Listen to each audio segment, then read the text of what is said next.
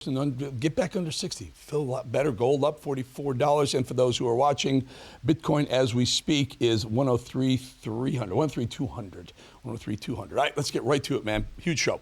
My first guest recently introduced a resolution to censure Congresswoman LaMonica McIver of New Jersey due to her unlawful entry and assault on ICE officers at that Delaney Hall ICE facility on May 9th. Welcome, Congressman William Timmons from the great state of South Carolina. Welcome back, Congressman Timmons. So this is great. We're going to have Congressman Ogles on a little bit later. I want to talk to him about it as well. He's very upset about what's going on in his home state of Tennessee, specifically Nashville. Tell us, this is great. So Congresswoman McIver breaks the law and somehow thinks she's above the law. You want to have her censored. Tell us. Absolutely. Her behavior was completely unacceptable. She body checked law enforcement. She was screaming and yelling and just acting entirely inappropriately for a human, no less a member of Congress. It is beneath the dignity of the office, and she needs to be held accountable. Look, I'm all for the censure motion that I filed, but I know Representative Buddy Carter from Georgia has filed a motion to kick all three of the New Jersey members off committee. And there's other options, but we have to make an example out of this behavior to make sure the American people know that this is unacceptable and that we're above this. We just can't let this stand.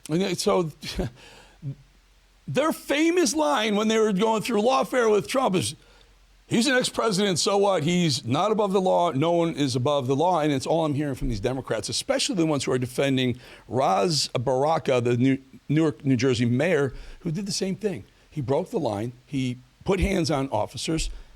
He got arrested. He was arraigned today.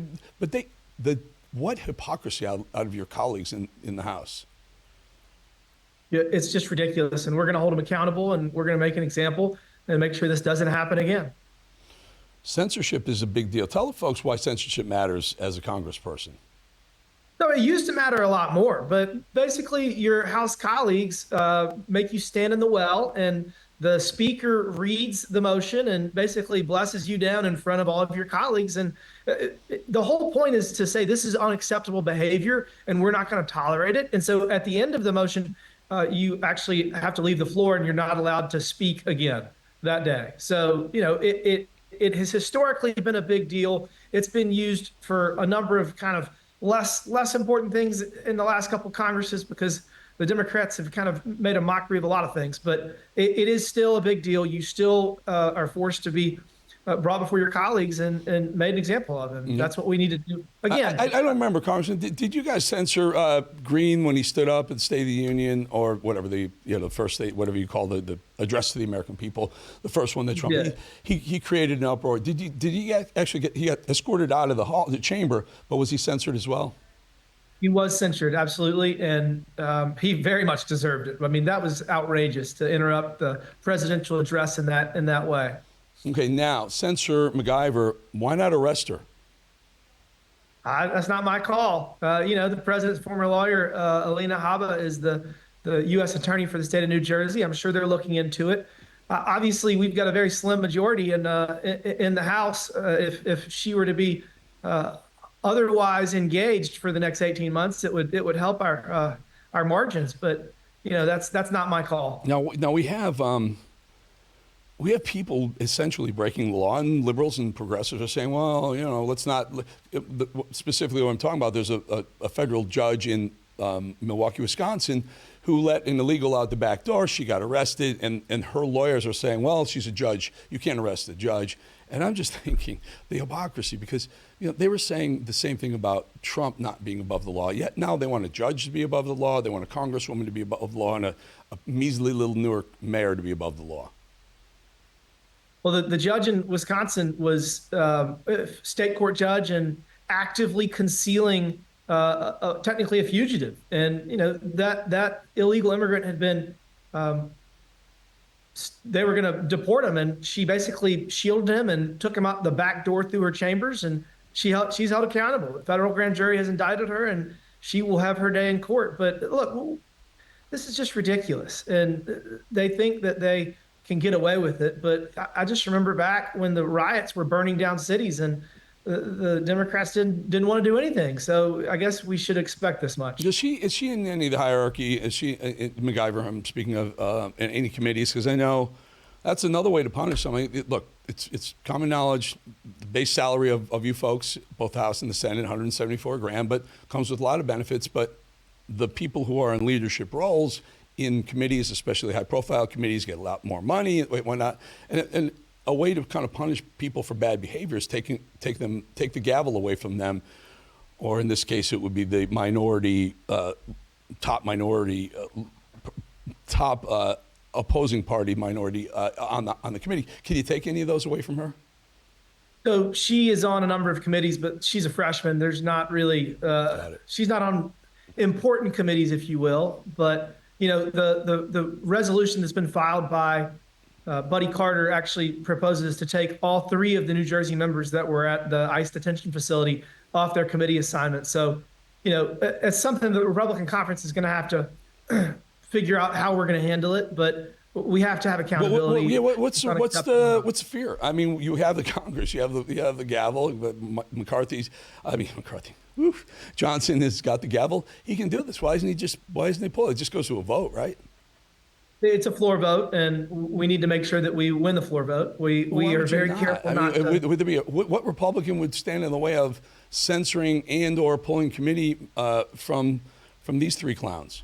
Pardon my French. I do not see the censorship motion failing. I think it's probably a sure thing. The question becomes, I can tell you exactly what Rep. McIver did, but the other 2 New Jersey reps, I'm not sure exactly. I haven't seen the video footage. I'm not saying it doesn't exist, but I'm very comfortable with Rep. McIver's culpability and wrongdoing. So if we're going to take the other 2 off their committee assignments or censure them, we're going to have to get the video footage so we can determine that they are culpable and they did commit these crimes as well. And I look at what the when Fetterman won, when he became senator, and he was wearing gym shorts and hoodies, and the Democrats had the Senate.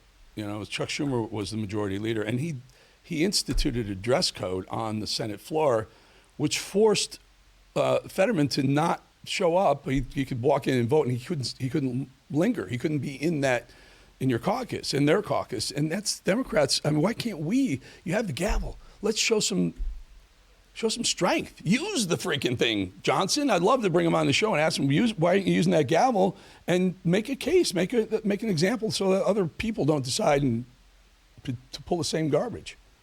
I think we are going to make an example out of her. I think the question is going to be when, and I think that's probably going to be soon. But we got to make sure we're all on the same page. And we're also, dealing with the one big, beautiful bill. That's taken up a lot of the time and a lot of the oxygen. And we got to get that bill passed. And that's probably our number 1 priority.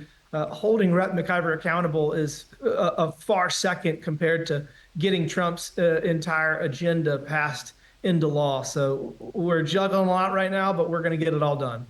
Well, one of the other things a lot of people are concerned about, Congress people have come on. We've had Marjorie Taylor Greene come on. We've had others come on saying Congress needs to stay, forget these 180 days of vacation, 200 days of vacation, whatever it is. I think it's 200 days off. We need to stay and get these executive orders and Trump's policies, Trump's agenda passed. I mean, you go away for weeks at a time. Is there any push to maybe give up some of that time off? And I know what you're going to say. It's not vacation. Like, we go back to district, we talk to the folks. But I don't know. A lot of American people would like to have 190 days or something like that off a year to talk to their neighbors. I've worked more on the congressional schedule than anybody in Congress in the last 40 years, and I would change a lot. But, we do need to be here more. We got to get our work done. The biggest issue with codifying President Trump's executive orders is that most of them require 60 votes in the Senate. We do have a substantial number of them that are going to be included in reconciliation wherever possible, given the parameters of the parliamentarian and the Senate's rules. So we got to make sure that we don't run afoul of that. All right. The biggest issue. I know. We want you, though, brother. We want you to, it was perfect. It's not even a perp walk. I mean, just see some punishment for acting like absolute embarrassing clowns to the rest of the world when they're looking in and seeing what our elected officials are up to. Congressman, really appreciate you here. William Timmons from South Carolina. Good having you, my friend. Thank you. We'll bring you back again soon. Thanks for having me on. Be well. Okay. All right, before we hit a break, I just want to remind you about my podcasting YouTube page, updated daily. But right now, we are running something that's just on fire, folks. You got to come over and sign up and subscribe on YouTube or any of the podcast areas. You can see them right there. Just subscribe. It's free.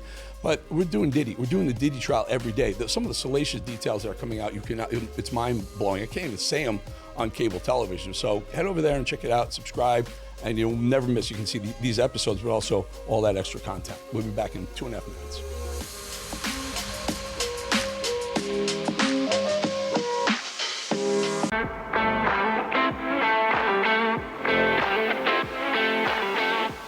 Now that's a pretty good place. That's a pretty fun place. Myrtle Beach, South Carolina. A lot of golf courses, a lot of bars.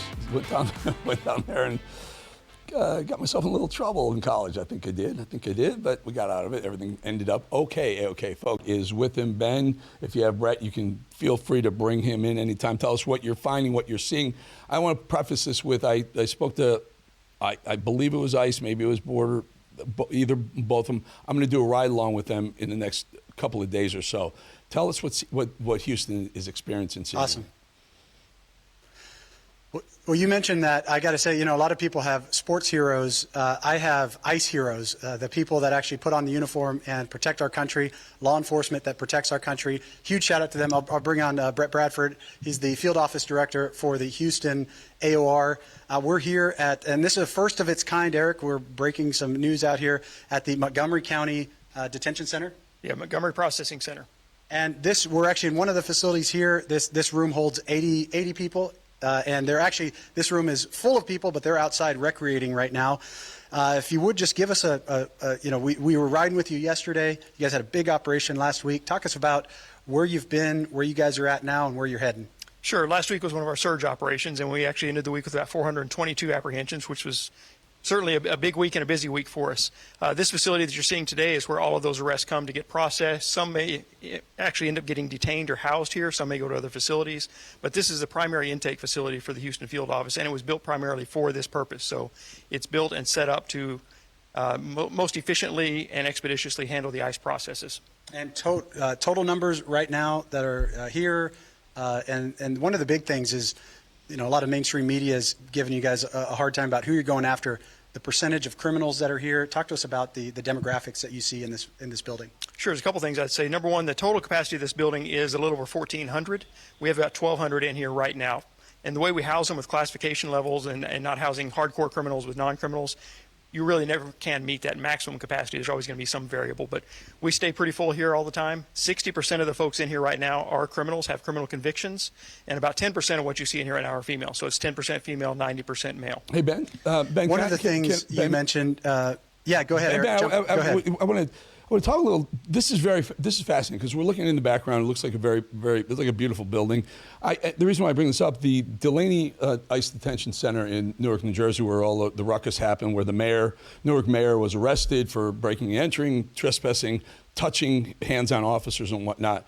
Beautiful facility too. I mean, gorgeous. I mean, just incredible how nice these people are being housed until they're sent back.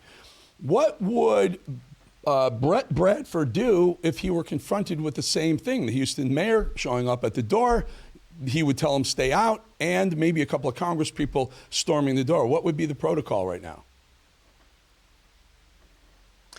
Well, Eric's asking, we saw the kind of the contention over in New Jersey and about the statements about the mistreatment of the people that are being housed there. First, before we get to that, Eric, just real quick on the actual treatment of the people, the medical facility here, the law library here, but then the second part of that is, what's the protocol? Are you guys anticipating anything similar to that happening where you have outside influences coming here and trying to get into the facility, and what would happen if that were to happen in the future? Sure. First and foremost, I think this facility, it's not here as punitive. It's not meant to punish the detainees. It's here to affect their removal from the United States and ensure their removal from the United States.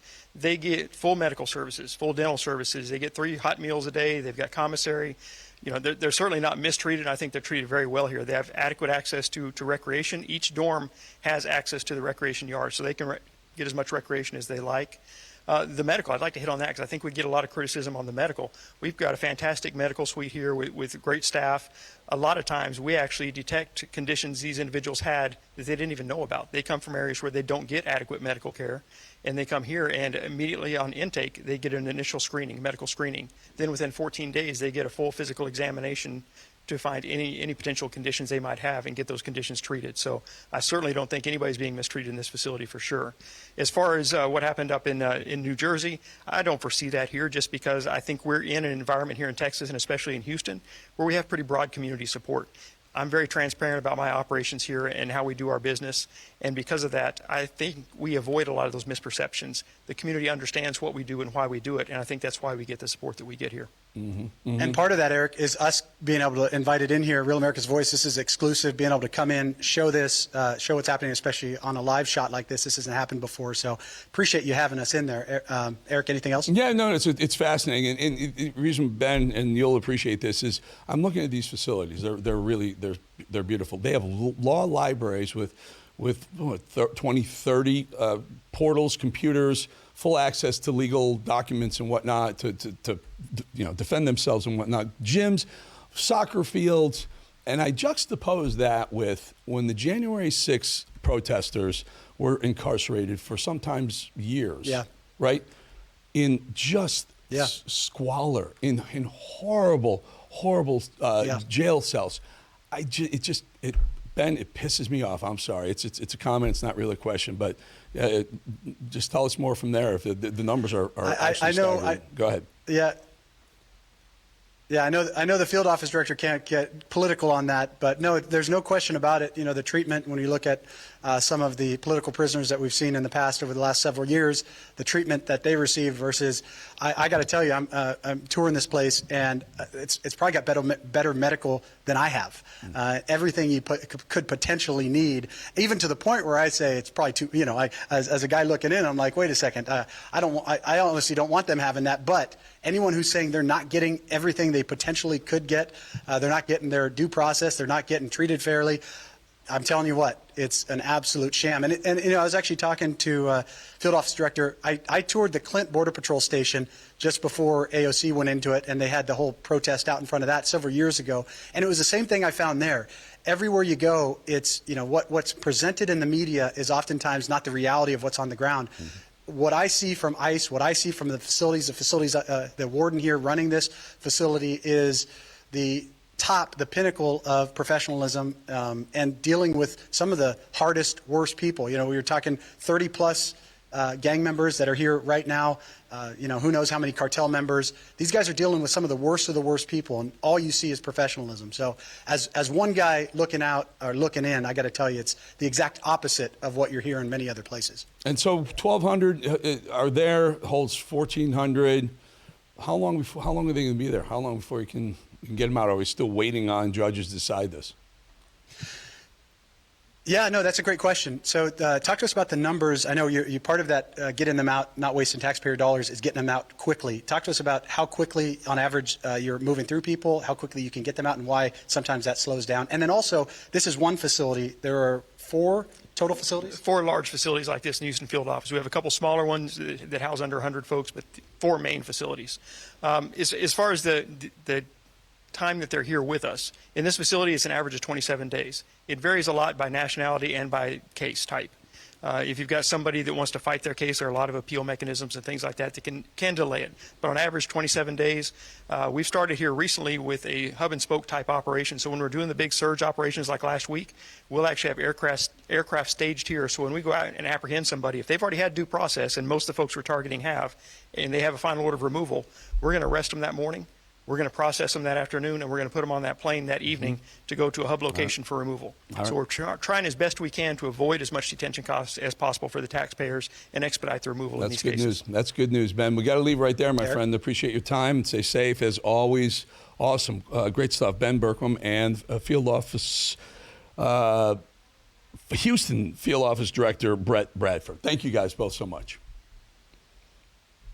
All righty, folks. Thank you, sir. Before we head to break, I just want to remind you all about a podcast, YouTube page, which are both updated daily.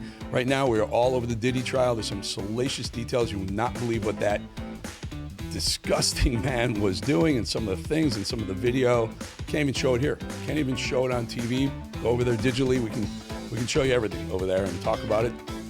Subscribe. It's free. Always going to be free. We'll be back in 2.5 minutes.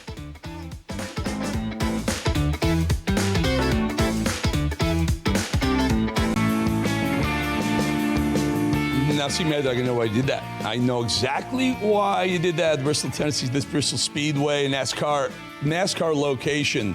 Beautiful, beautiful speedway. I know why you did that because my next guest, he fights for limited government, lower taxes, and greater freedom to preserve a better future for the next generation. That includes going after criminal illegal aliens and having ICE deport them all. Welcome, Congressman Andy Ogles. Congressman from Tennessee, you're taking issue with the Nashville, Tennessee mayor. Tell us about this fight and what's going on there, sir. Yeah, so what we've seen all across the country, but specifically Nashville, Homeland Security under the Secretary Noma, under her leadership, ICE has come in and began deporting illegal immigrants. And keep in mind, when you look at that cohort of illegals that are being deported right now, it's murderers, it's rapists, it's child traffickers, drug dealers for meth and cocaine. I mean, this is not who you want on your streets in your community. You're not going to have them be your crossing guard, right, for your kids. And that being said, so the mayor of Nashville is now siding with these criminals. And so he's directed police officers to report any communications with federal law enforcement. The Community Police Oversight Board, he's directing them, telling citizens to file complaints against police officers if they assist federal law enforcement. So they're really putting police in the vice and weaponizing this oversight board against our men and women in blue. That's who keeps us safe. Look, this wokeness against the police, the defund the police nonsense, it's not worked across the country. It's not going to work in Nashville, and this mayor wants Nashville to be the San Francisco of the South, which would be a woke, liberal, broken city. And all I got to say is not under my watch. It's interesting. These things are so in the news. We agree with you completely. We had Tom Homan on the show yesterday, and we were talking, and he's doing a great job. Along with Secretary Nome, they're doing fantastic. So there's a judge in Milwaukee, Wisconsin, who had an illegal come up to her court, and she slipped him out the back door. This judge is Hannah Dugan, U.S. judge, and she's charged now. She's being charged. She was arrested, and she's charged. My question is, the best part of this, her defense is that a judge can't be arrested for doing her job. Almost like, wait a minute, aren't you playing the same game in opposite of what you did with Trump? Anyway, I digress, but should this mayor, O'Connell, is it O'Connell or O'Donnell? Should mayor of Nashville be arrested for aiding and abetting criminals? Yeah, so we had a hearing in Homeland Security yesterday. So I asked Secretary Nome, one, if his comments were concerning. She said, and I'll paraphrase, absolutely. But then I said, if he's found to be, aiding and abetting illegals, if he's found to have, helped them, quite frankly, get away or elude federal law enforcement, is that a crime? In both questions, she said, I believe it is. And so what I've done is called for the Homeland Security Committee and the Judiciary Committee to look into Nashville. But it's not just Nashville. You see other woke mayors across the country really working against our federal law enforcement, working against President Donald Trump. And one of the things we've uncovered in Nashville, thanks to the Tennessee Star, is that we now know that there's millions of dollars, roughly $3 million that went to Metro Nashville. It went to a nonprofit. Then that money is now going to a new nonprofit that is going to, I don't know, is it going to help illegals escape? Is it going to help them evade federal law enforcement? So there's a lot to unpack here. And again, look, I get it. The mayor doesn't agree with me on immigration or whatever. But that being said, we're a land of laws. We've got to follow those laws. And quite frankly, it makes it more dangerous for federal law enforcement. We're seeing a 400% increase in attacks against law enforcement, specifically federal law enforcement. And so this type of rhetoric, these types of actions, making them the bad guys, when in reality, they're taking MS-13, they're taking Trinidad, they're taking rough, radical, mean people off the streets. So if you're going to make me decide, do I pick between illegal criminals or Tennesseans? I pick Tennesseans every day. You're going to make me pick between illegal criminals and Americans, I'm going to pick Americans. So with that, there's a lot to uncover. We need to have an investigation. This mayor and any other municipal official that's interfering with Secretary Noem and her departments. Yeah, at some point, maybe Trump can do what he did with the governor of Maine. You don't want to play by the rules that we're putting out, then we're just going to pull back some federal funding for things that you will absolutely need. And she fought him for a while, and then something came up, and one of the school issues, and they said, well, we're going to pull some funding to your schools, and she came, hat in hand, begging for forgiveness. Maybe that's the way to do it. You went to the El Salvador prison where the Tren de la Agua prisoners were being held, the ones that were transported from here. Tell us what you found. Well, first of all, President Bugale has really turned his country around. So if you don't know much about El Salvador, this is a country that's been in the middle of civil war and gang violence for, 40 years. They don't have a tremendous economy because of that violence. And he was elected president, and he made a commitment to rounding up the gangs and putting them in prison. So you have this infamous prison, CCOT. I visited the prison. I toured the facility. I can tell you that they're treated fairly. They're getting food. The facilities were clean. Now they're strict. But again, I literally talked to an individual who had been deported from Nashville, but then secondly, one of the MS-13 gang members that had been up here in the East Coast, Virginia, New Hampshire, and places in between, is that, the question was asked, when did you get into the gangs? He said 13. Now, why are you in here? His response was homicide. And then the next question was, well, how many people have you killed? And as plain-faced, as stone-faced as you and I talking right now, he said 50. And there was a clarification, 50? Yes, 50. And so these are the types of people that are being sent to El Salvador. Kudos to President Bugale because he's turned his country around. Now you're seeing more gang violence in Costa Rica and other places. This is a model for Central America. And this has significance to the United States. So why should you care? As we look to decouple from China, we need manufacturing capabilities. Obviously, we want jobs to come back here. We want manufacturing to come back here, but there's opportunities in India, in Mexico, in Canada, and also Central and South America. And we saw during COVID when we were over-reliant on China, they could choke off our supply chain and suddenly couldn't get everyday things and items. So I'd rather be dependent, diversify our manufacturing, and quite frankly, bring it back to the United States. So there's a tremendous opportunity here to partner with El Salvador, one, to get these criminals off of our streets. Secondly, to decouple, they can be part of that equation in decoupling from China. Yeah, we just got to get federal judges to get out of the way. Federal judges stop acting like super presidents, declaring the will of the president null and void, which is insane. Our founding fathers warned us against an activist judiciary. Correct. Over and over again. They said that the judiciary could disrupt the balance of powers. You're seeing it unfold today, where you have the judiciary that is weaponized against the American people and against President Donald Trump. One more before I let you go. So one of the big stories over the weekend coming into this week was the group of Congress people and the mayor of Newark, New Jersey, his name is Raz Baraka, stormed the ICE facility there, broke some laws, trespassing, and maybe even assaulting officers. He gets arrested. Some of the other Congress people are up in arms. And so one of your colleagues, and this just blows me away. I just asked Tom Homan about this yesterday. He had a great answer. I'd like you to respond to this soundbite of AOC having words for Tom Homan and Kristi Noem. You lay a finger on someone, on Representative Bonnie Watson Coleman, on Representative or any of the representatives that were there, you lay a finger on them, we are going to have a problem. We're going to have a, what do you think what the problem does she think it's going to be, and what's your answer to that, Congressman Ogles? So going back to my conversation with Secretary Noem, I asked her in committee, does the oversight authority of Congress allow members of Congress to storm and break into a detention facility? Her answer was no. I said, does the oversight authority allow members of Congress to assault members of federal law enforcement? She said, of course, no. I said, well, is it illegal for a member of anyone to assault a member of the federal law enforcement or law enforcement in general? Of course, the answer is yes. And so that's why I called for the investigation, into this situation, but also the mayor of Nashville. But look, you can't, regardless, Joe the plumber, soccer mom, member of Congress, you cannot assault a member of law enforcement. If you think that's okay, you're the problem, not me. And so AOC's veiled threats is the fact that she knows she is wrong.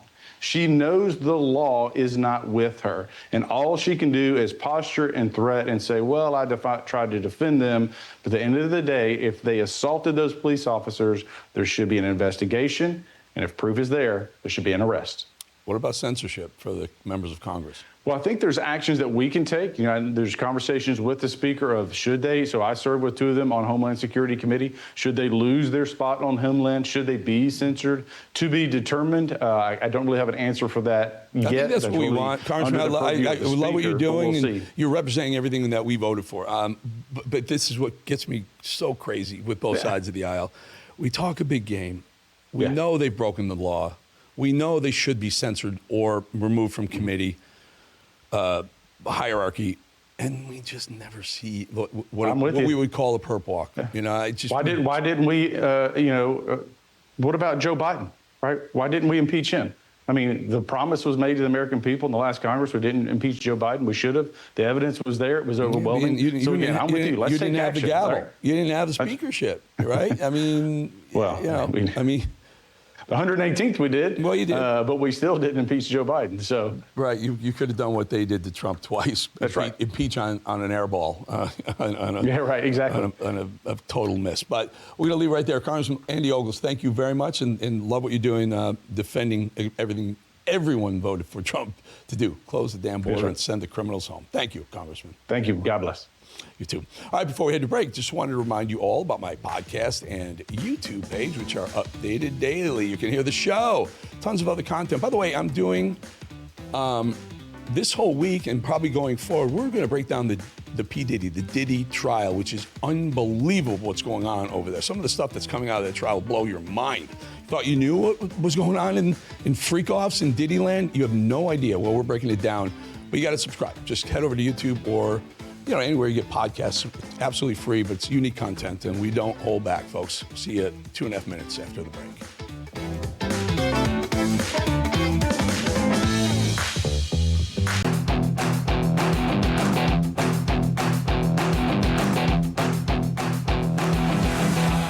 Looky. Cavalier, North Dakota. Now Mad Dog, we know Mount Rushmore is in South Dakota.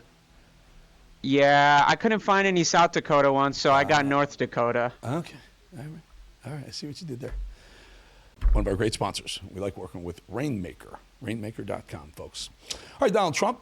Well, he was in Syria. Now he's in the UAE, meeting with his presidential counterparts. For some reason, Hakeem Jeffries, Timu Obama, has a problem with that. Listen.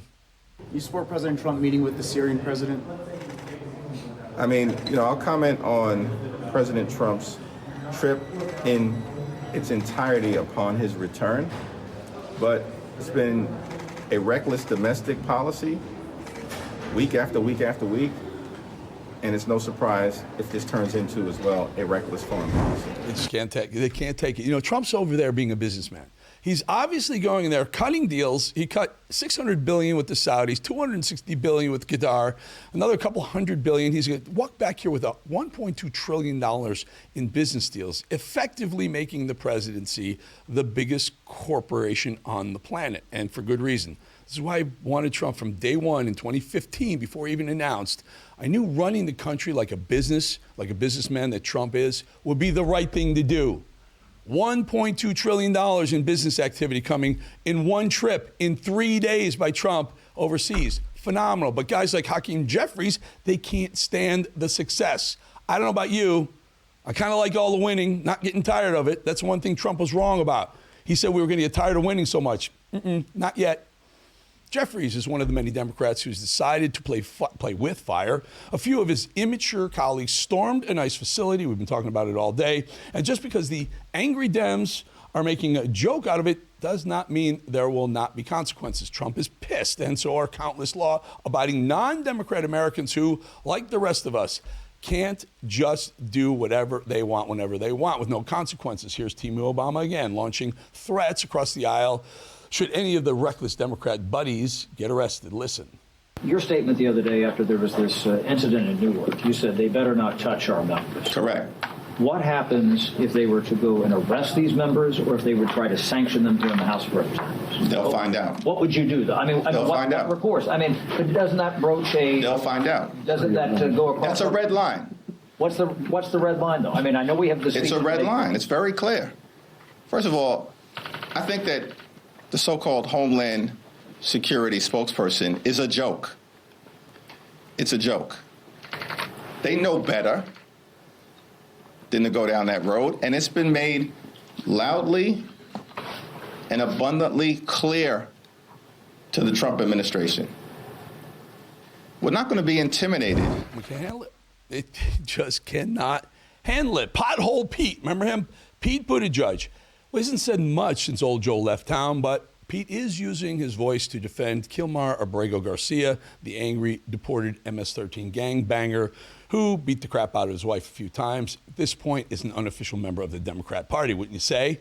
I don't know, maybe he'll run for president in 2028. They don't care if he was born here or not, do they? Listen to Mayor Pete defend this criminal with his life. They're saying like, oh, well, this guy, he's a criminal. The whole point is that no one person, least of all, no one politician, gets to decide that you're a criminal. Who decides? Okay, folks. Okay, ready, rumble, chat, get her chat, ready, chats, light up. Pete Buttigieg, Mayor Pete, he's going to be the Democrat nominee for president in 2028. I'm saying it here now. What's the date? May 15th. Hey, Mad Dog, jump on for a second. Mark this calendar.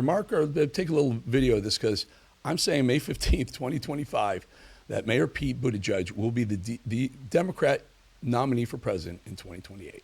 I will mark this down on the calendar. Thank you. AOC continues to spout the same toxic BS about Medicare and the Republican Party. I kid you not, the same exact talking points that we've heard for months from AOC. She just won't let them go. She's completely wrong about them, yet she can't help but running her pie hole. Watch. Who do you believe? The people who are trying to cut this, not, by the way, to cut from quote unquote undeserving people to give to deserving people, but they are cutting these Medicaid care and these Medicaid dollars to pay for tax cuts for Elon Musk and billionaires. So this money isn't even going towards funding better care for people who are eligible. This money is going, and we are cutting money and health care from people and families who are suffering to pay for tax cuts for the rich. It is a crime happening in front of the American public right now. And I yield back. None of that is true. No, the Republicans want to cut waste, fraud, and abuse. There's massive waste, fraud, and abuse in Medicare, Medicaid, so many programs, even the Defense Department. No one's benefits are getting cut. We're just going to stop sending 200, 300-year-old people Medicare benefits. After demolishing Ilhan Omar the other day, it appears as though James Carville has a bit more to say about some of his other sloppy and counterproductive Democrat peers. In fact, he ran through a list of buzzwords that his party needs to drop. This is how they do. They just circle the wagons. Listen to Carville. Don't use the word equity, use equality to your little heart's desire. People basically don't know what it means, and if they do know what it means, it looks like you're trying to force an outcome. This is another really stupid word, oligarch. Who the knows what an oligarch is? But I wouldn't even use the LBGQT plus or whatever it is. I just call people gay, a lesbian, or trans, or bi, I don't know. There's nothing, it's just the way you are. But you don't need to come up with other words for things. And you're trying to signal that there's something wrong with the term, or you're just trying to show people how smart you are. So don't use words like that. Don't use words like intersectionality. God, I was listening to, during the pandemic, I was listening to NPR, and they had this panel discussion like they're doing. They talk about intersectionality. I literally thought they would kind of go overboard in ecstasy on the radio. And okay, it's a real thing. No one uses the term intersectionality except for NPR. I got a few more words Carville might recommend his Democrat counterparts not use. I say they don't use inflation is transitory, or maybe they shouldn't use the border is secure. This next one is great. The lunatics over The View celebrating the new Pope, Pope Leo XIV. Apparently, Leo's grandparents were Haitian. Take a guess at what the ladies on The View, especially Sonny Hostin, well, they would play the race card. Of course, Sonny, she can't help her so. Watch. As it turns out, our new American Pope has Haitian and Black roots. So we actually have a Black Pope. Apparently, it's like chef's kiss for me. So apparently, both of his maternal grandparents are described as Black, Haitian, or mulatto in several census documents. And on their marriage license, the grandfather's birth place is Haiti, listed as Haiti. Her birthplace is listed as born in New Orleans. They were identified as people of color, but in 1920, when they migrated to Chicago, the census reflected their race as white. So I'm loving everything so about I'm loving. Pope. I'm really. So is the Pope woke or not?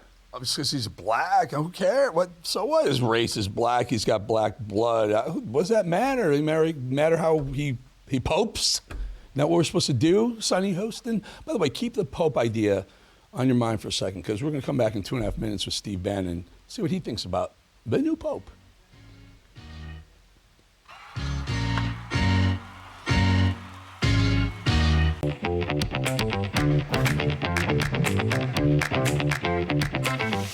Mad Dog, that's a live shot of Adkins City, yeah? Yes, sir. That's relevant because we're going to have a nice discussion. I want to bring in my favorite time of the day. My favorite time of the day because I learn something every day with the last 6-7 minutes of the show, because we bring in Stephen K. Bannon, and he's the smartest man I know.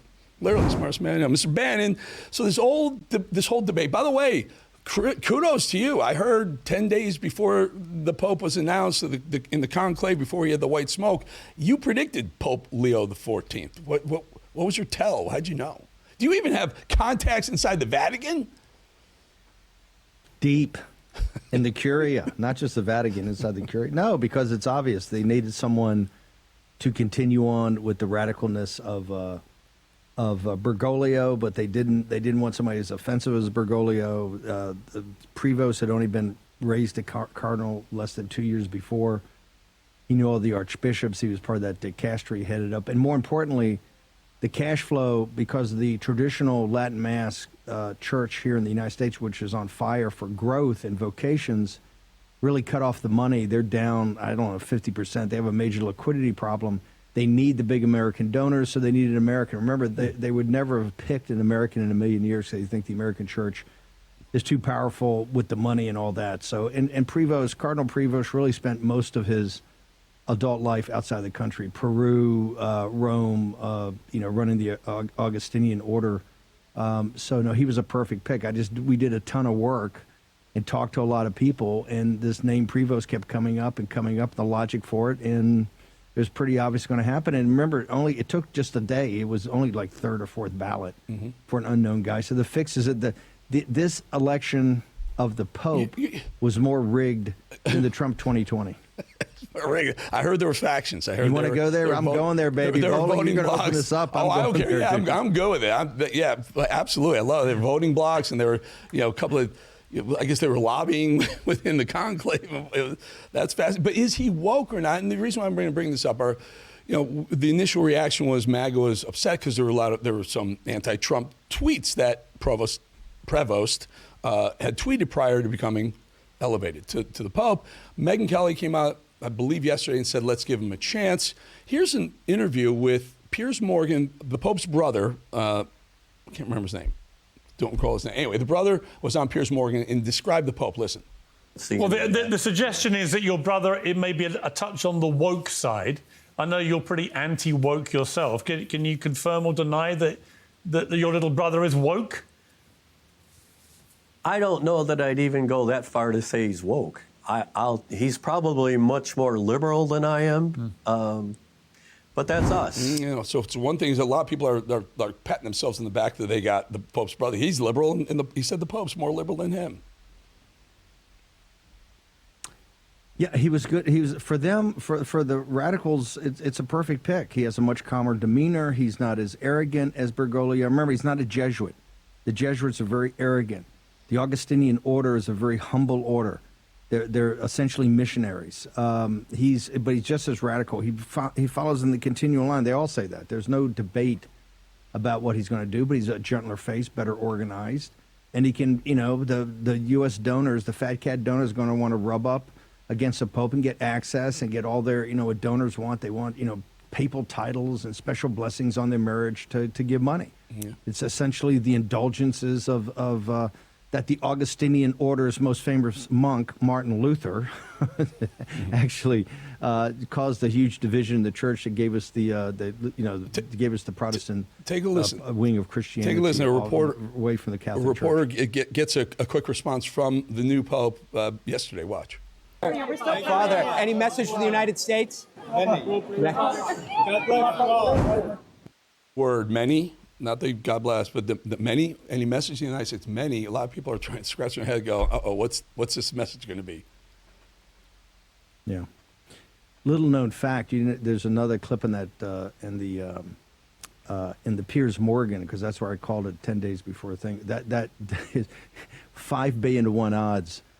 His brother, the one that's MAGA, and put up all the Nancy Pelosi stuff that they made him take down, was actually a petty officer when I was a junior officer in NCNJG. I did hear that. On my destroyer. We were shipmates. I did hear that. We were shipmates. Yeah. That's 5 billion to 1. Well, you know what? Before the next Super Bowl, I'm gonna get the Warren and Steve Bannon and do a little of their deep investigative. I'll lay some serious wood on whoever Steve picks. I got a minute or so. I tell you, Bolling. Here's the thing. If you do a great job in Rio, following the Rio reset with the guys at Birch Gold, which I know you'll do. We'll fleet you up to go to Rome, and you'll do some investigative reporting as only Eric Bolling. You see, I love the whole concept. Bowling in Rome, right? Bowling in Rome. That's not Ben Harnwell. Bowling in Rome. That's not Pasovic. Bowling in Rome. I'm in. Listen, I'll go to Rio. I want to do that. I'm in. Just very quickly, someone sent this to me, Stephen. I wanted you to see this. Let's turn on the light. We're gonna show it in this camera. Check this out. What do you think of this? Now, this is Mount Rushmore. Now, if you look closely, Steve, screen right, there's a fifth bust on Mount Rushmore. It's Donald J. Trump. What do you think of that? That's pretty cool. Wow. I mean, that's what I voted for. Let's do it. I mean, really, right? How do we do it? How do we do a Bannon Bolling bill through Congress to get Trump on Mount Rushmore? I don't think we do a Congress. No. I don't think we do a Congress. I think what you do, I know it's a national park, maybe get a waiver, but we privately fund it. Here's my theory. We take the jet from Qatar, since they're going to have to take it apart over 5 years and rebuild it. We just take it as is, flip it, sell it on eBay. The proceeds go to build, to put President Trump up on his likeness up on Mount Rushmore. You like that? Yeah, we hire a bunch of guys with chisels and hammers, and then we just chisel Trump into. I didn't say we oversee it. No, we'll get real guys. We'll get real guys. Yeah, Bannon with his construction hat on and goggles, going, no, a little bit more off, thin his face out a little bit. I'm serious. Listen. Hang on. For all the mocking and ridiculing I get from certain areas of the establishment and from the left, President Trump said today, we had in the cold open, he says, hey, a lot of people talk about me running for a fourth term. I got to think about it. He's open. I'm just saying he's open. I'm not kidding. The troops, he's open. I'm not kidding. Take that shot again, Mount Rushmore. That needs to be. His head needs to be added to Mount Rushmore. I'm not joking, folks. I'm serious. Steve, I stole a minute of your show. I apologize. Always good talking to you. I got something special for you tomorrow. Something special. Best minute in all media. Thank you, sir. Appreciate you.